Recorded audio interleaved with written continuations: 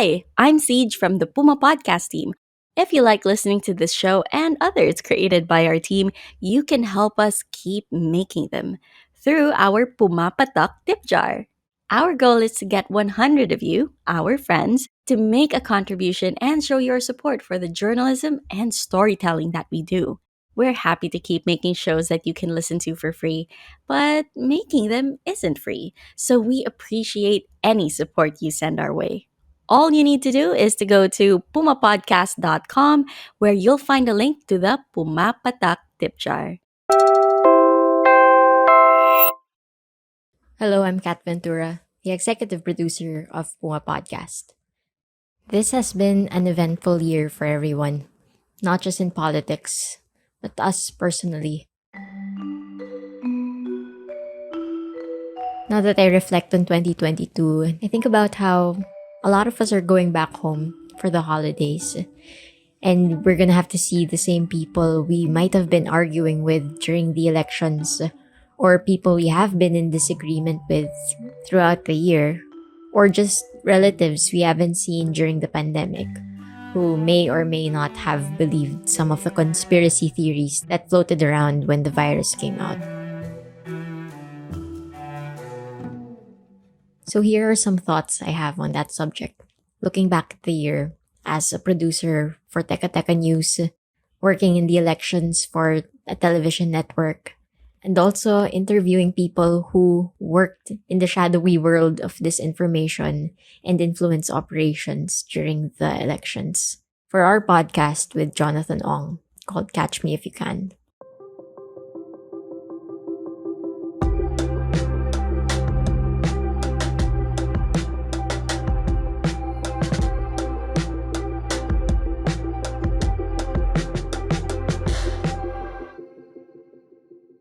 I've had friends coming to me seeking for advice, and before you do anything, before you say anything, before you make a face, hinga ka muna ng malalim and ask yourself, would it help? Ano man ang sasabihin mo, would it help? Or ano man ang magiging reaction mo, would it make the situation worse? I got this line from the movie called Bridge of Spies. It was directed by Steven Spielberg, released in 2015. Tom Hanks stars as James Donovan. He is an insurance attorney asked to represent a recently detained Soviet spy named Rudolph Abel, played by Mark Rylance. Since I can't obviously play that scene in this podcast for copyright reasons, I'm just gonna read to you the lines from the script of that movie. So the line came from Rudolph Abel, the Soviet spy. And that was his response to James Donovan, his attorney, when he was being asked how he felt about the case and the developments that came with it. So it goes like this. So every now and then, James Donovan would check in with Rudolph Abel. He'd ask, "You don't seem alarmed." To which Rudolph Abel would just answer, "Would it help?" And again, "Don't you ever worry?" To which Rudolph Abel replies, "Would it help?" And finally, "You're not worried. Would it help?" Now, I can see how "would it help" would sound a bit sarcastic in a different context, but when I think about stoicism, I think about control and the things we don't have full control over, but to which we can respond accordingly.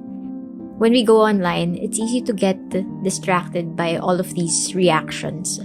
In fact, that's what the emojis are. That's what they're called. They're called reactions, but they're not responses. There's a difference. The difference would be in the processing of these things. When I think about reactions, it's when you touch fire and you feel the burn, and you suddenly react, and you suddenly scream, or you suddenly say, "Aray, sakit." Yun eh. That's a reaction. But a response to a fire would be to put it out, to cover a lid if it's food burning in a pot on a stove, or to get a fire extinguisher if it's an electric fire. That is a response. And the question, would it help? It's a prompt for us to process these things first before we react. to think about our emotions and the emotions of the person talking to us. Na bago tayo magalit, bago tayo mapikon, bago tayo teka, iko-correct ko muna ikaw kasi mali yung sinabi mo.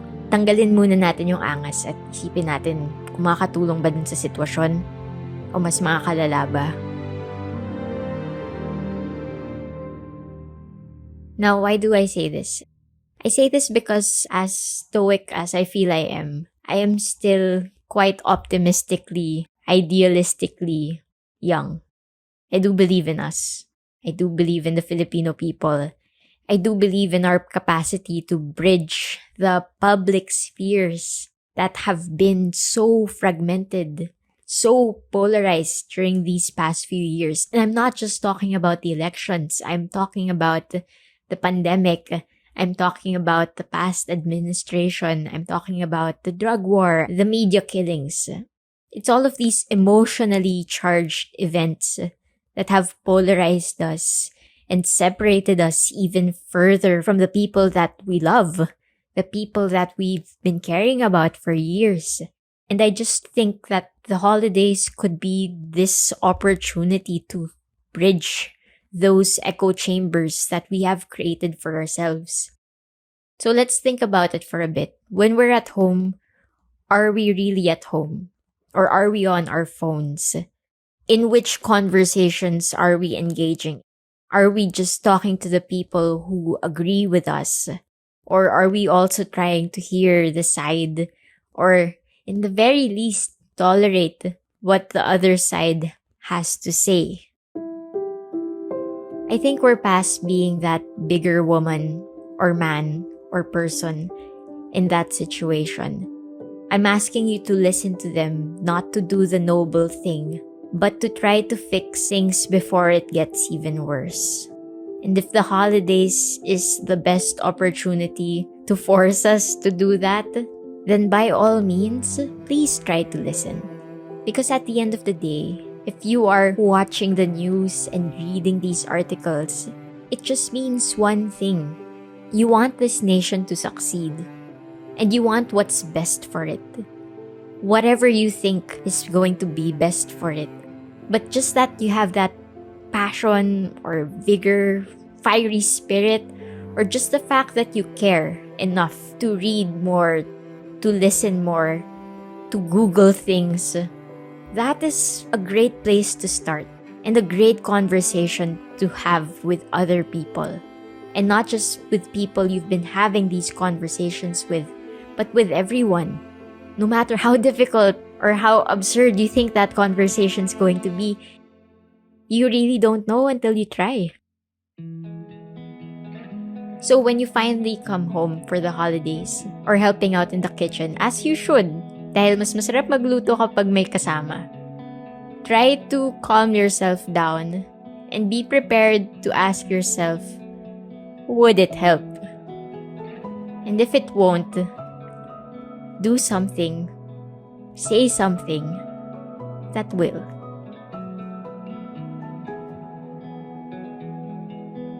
Again, I'm Kat Ventura, Punga Podcast. This episode was produced by myself and edited by Carl Sayat. Follow Teka Teka, Teka Teka Explains, and Punga Podcast wherever you listen to podcasts. And if you haven't given us a 5-star rating in the months that you've been listening to us, please give us a 5-star rating now. Pang Christmas gift na lang siguro yun. At para po sa mga mahilig manood sa YouTube, mga podcast na rin po kami doon. Just search Punga Podcast and subscribe to our channel. Maraming salamat po at happy holidays.